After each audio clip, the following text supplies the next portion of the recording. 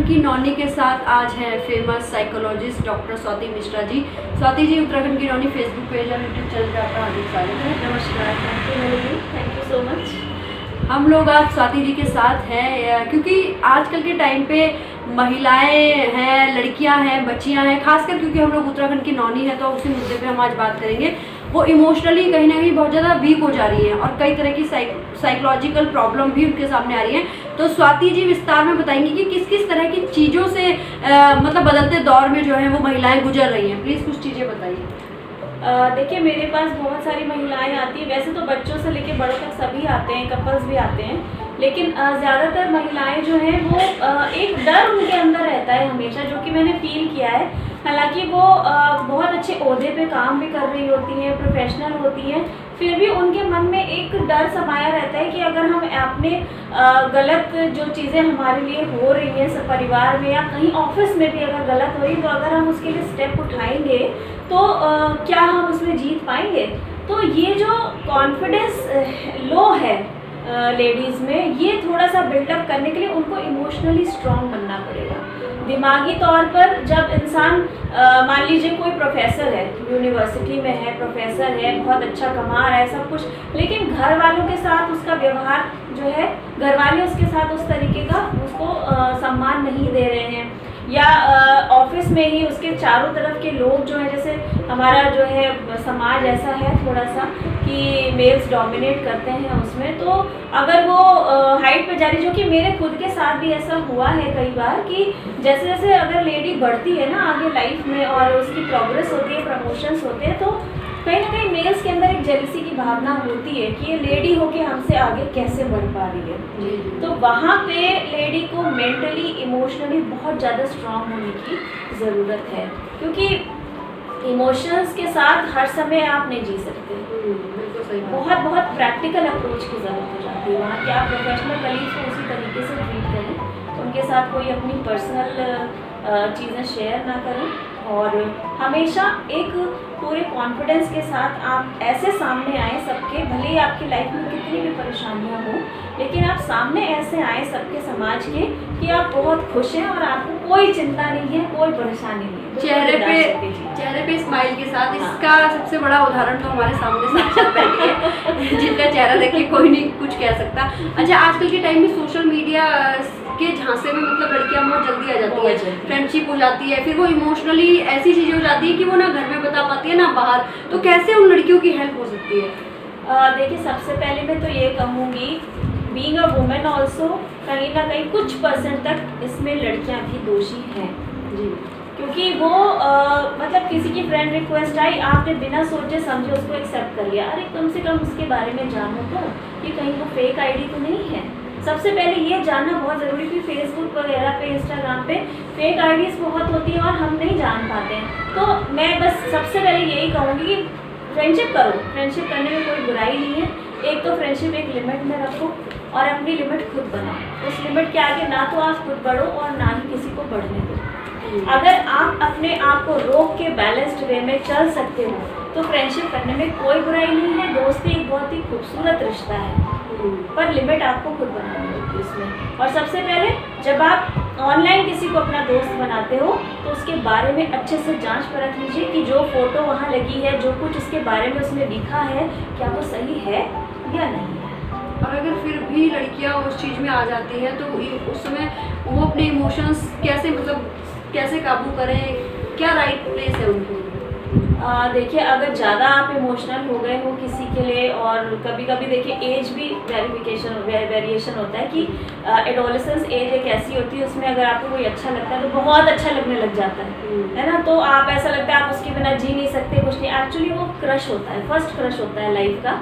But अगर आप थोड़ा सा मेच्योरिटी से और समझदारी से काम लें तो आप अपने इमोशंस को बहुत अच्छे से बैलेंस करके हैंडल करके चल सकते हैं। उसमें क्या है, मैं ज़्यादातर जैसे मेरे पास अगर गर्ल्स आती हैं एडोलेसेंस लेवल की कि मैम मैं उसको बहुत प्यार करती थी और मैं उसके बिना नहीं रह सकती, इस टाइप की बहुत सारी प्रॉब्लम्स इवन लेडीज़ भी आती हैं कई बार, तो मैं उनसे ये कहती हूँ कि देखो पहले तो ये सोचो कि क्या उसके भी मन में आपके लिए उतना ही वही वैल्यूज़ वही फीलिंग्स हैं।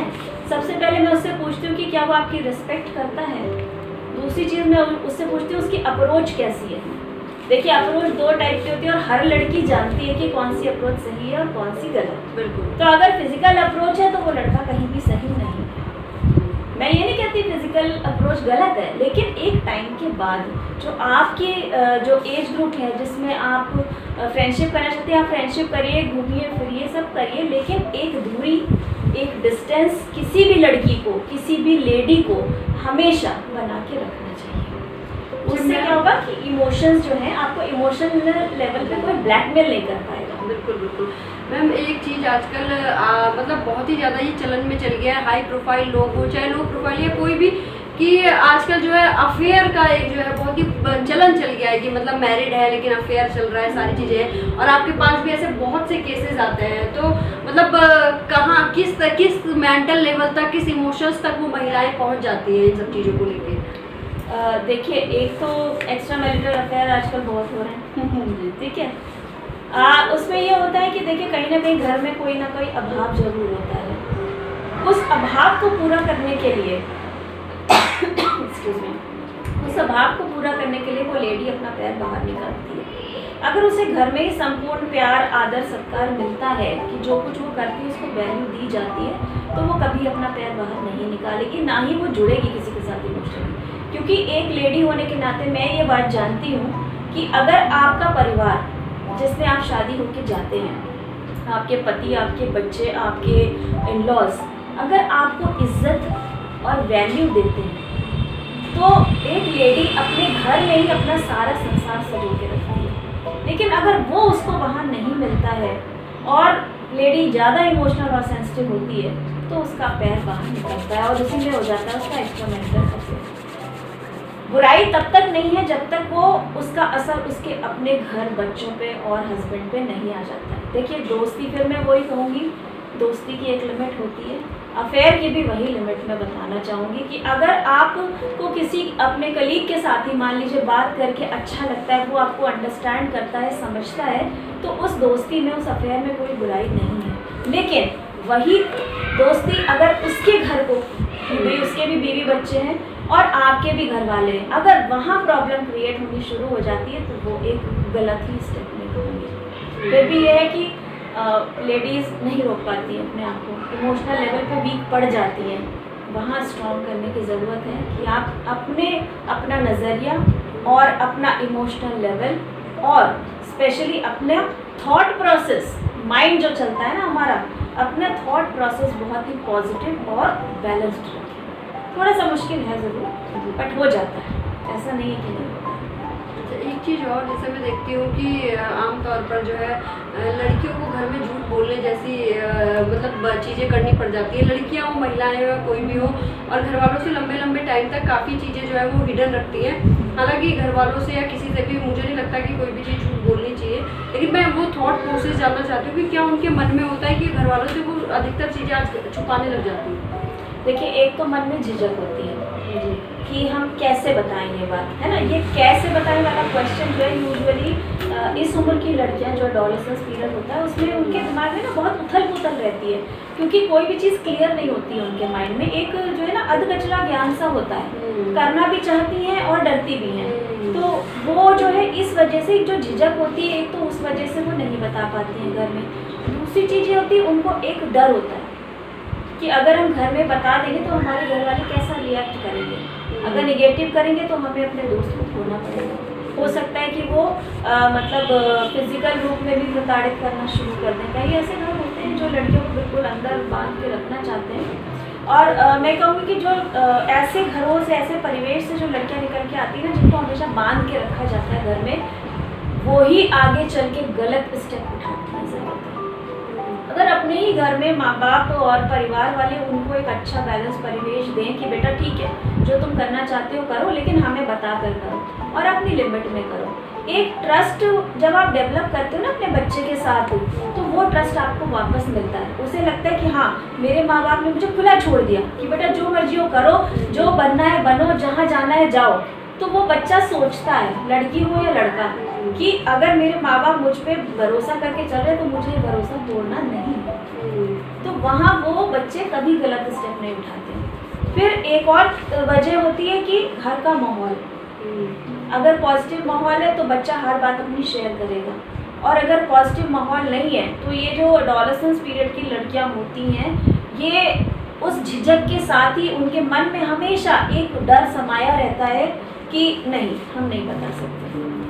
दूसरी एक निगेटिव तरीके की लड़कियां भी होती हैं कि भाई हम जो भी कर रहे हैं वो हमारे माँ बाप को कभी पता नहीं चलेगा, लेकिन ऐसा यूजुअली होता नहीं है, पता सब चल ही जाता है। और इस तरीके की लड़कियां कहीं ना कहीं अपने ही सामने अपने ही फ्यूचर को ख़राब कर रही होती हैं, क्योंकि वो इस चीज़ से अज्ञात होती हैं कि हमारे इसकी जो क्रिटिकलिटीज़ हैं या हमारी लाइफ कितनी बुरी हो सकती है।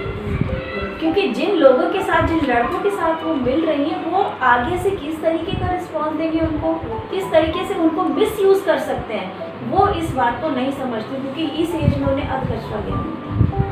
जी, मतलब ये बिल्कुल सही बात है। परिवार अगर शक करने की जगह सहयोग करे, दोस्त बन जाए और हर एक बात सुने, तो कभी भी मुझे नहीं लगता कि कोई बहन, बेटी, बच्चा, किसी का कोई भी है वो गलत जाएगी या कोई भी बात छुपाना चाहेगी। मोटिवेट करो, आगे बढ़ाओ। और एक लास्ट क्वेश्चन मेरा आपसे रहेगा कि जैसे महिलाएं बहुत ज़्यादा अगर किसी चीज़ को लेके बहुत नेगेटिव हो रही हैं, बहुत इमोशंस में, तो ऐसी कौन सी थेरेपी है आपके पास, ऐसा क्या इलाज है कि वो उनसे निकल सकती है? देखिए, बहुत ज़्यादा अगर माइंड डिस्टर्ब हो रहा है तो सबसे मैं कहूँ कि बचकानी थेरेपी है, लेकिन बहुत कारगर सिद्ध होती है। मेरे बहुत सारे मतलब पेशेंट्स पे आजमाई है। मैं कहती हूँ टीवी खोलो, कार्टून चैनल, मोटू पतलू देखो बैठ के। क्या बात है। जितना कसर है दिमाग में सब निकल जाएगा, उस समय सब भूल जाओगी। जब समोसे की खुशबू आएगी और मोटू आएगा, पतलू आएगा सामने, या अपनी पसंद का कोई भी कार्टून चैनल देखो, कितनी भी व्यथित दिमाग होगा, कितनी भी परेशानी होती, ये मेरा दावा है कि ये मेरी जो थेरेपी है ना, ये बहुत लोगों पे कारगर सिद्ध हुई है। अच्छा, क्योंकि सबसे आसान है, सबके घर में टीवी है, सबके घर में कार्टून चैनल है। दूसरी चीज़, अपने बच्चों के साथ टाइम स्पेंड करो, आप उन्हें पढ़ाओ, लिखाओ, उनके साथ खेलो, पढ़ाई।